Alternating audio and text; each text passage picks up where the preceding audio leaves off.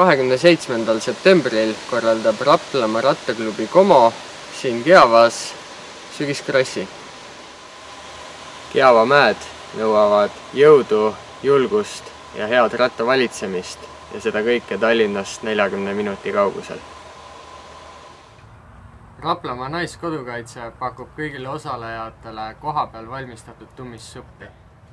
Raplamaa vabatahtlik tuletõrje tagab kõigile osalejatele rattapesu ja täismeestele autosauna. Rada on kaetud täies ulatuses raadiosidega ja tagatud on kohene meditsiiniabi. 27. september Kiavas näeme!